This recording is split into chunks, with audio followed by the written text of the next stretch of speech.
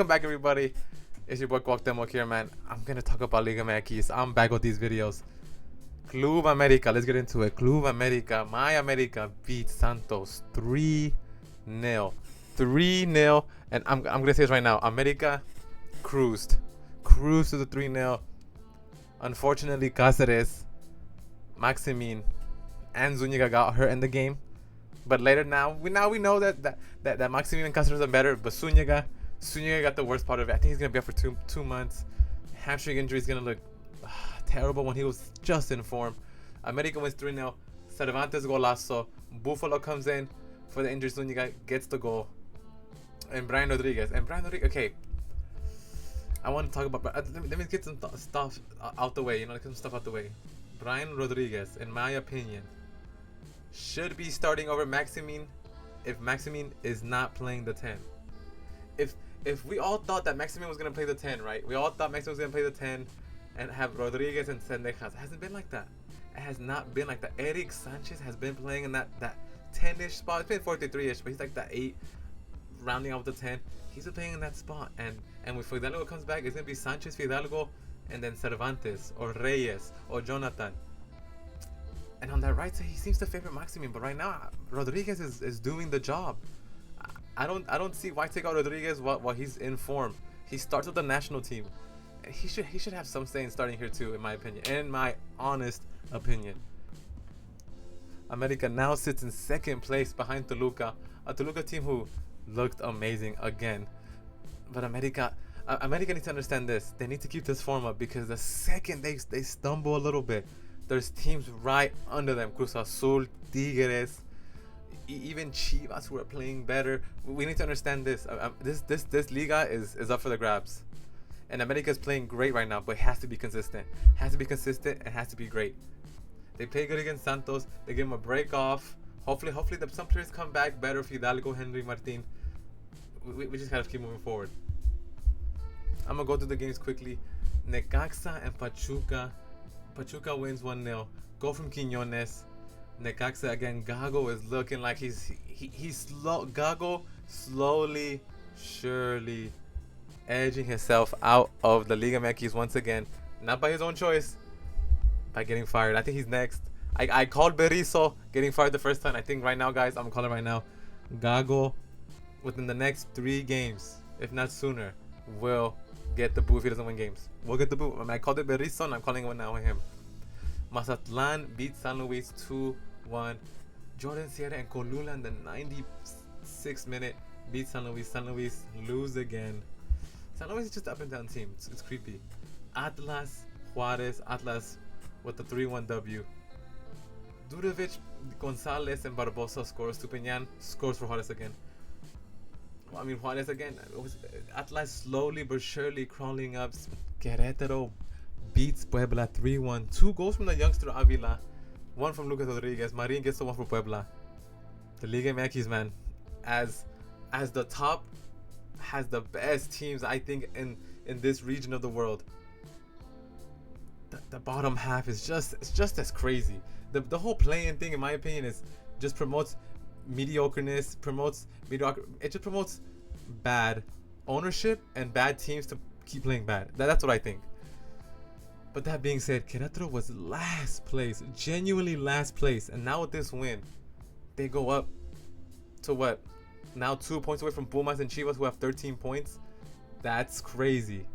That to me is Liga MX summed up in a nutshell. The top part crazy, the bottom part even crazier. 2 wins and they put you in a conversation to even qualify for the play-in. Liga MX, man, Liga MX. The next game I want to talk about.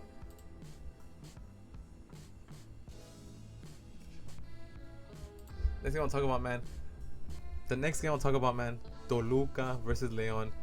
4-2. Paulinho scores twice. Vega, Angulo, and then James and Alvarado score for Leon. This Leon team, even with Nacho Ambriz as coach, is just...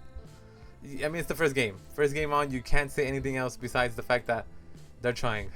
they're going to try with this team. They just fired a coach. You can't ask more than Toluca. Toluca just great.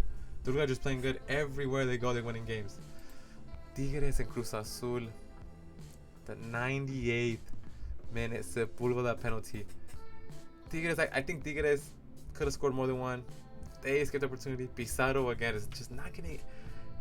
This game was important for Tigres. I think this game in Cruz Azul, Pizarro himself missed the opportunity just to get like just a break from all this like media pressure, a break from all this pressure within the club, because they're looking at other people. Let's be honest. Anselmi, I'm telling you right now, Anselmi can come back to Tigres as soon as within the next 2 months. People that might like to hear that, they already brought in Gago. Don't be surprised if they bring in Anselmi. Tigres, they needed to win this game. It's wow, the 98th minute to prove that he wasn't ever gonna miss that penalty. Next game, Pumas en Guadalajara. Chivas beat Pumas. El Hormiga Gonzalez and Aguirre score for Chivas. I'm trying to think some words to put in this, because if I'm a Pumas fan, I would look at this Pumas team, the attitude that players have.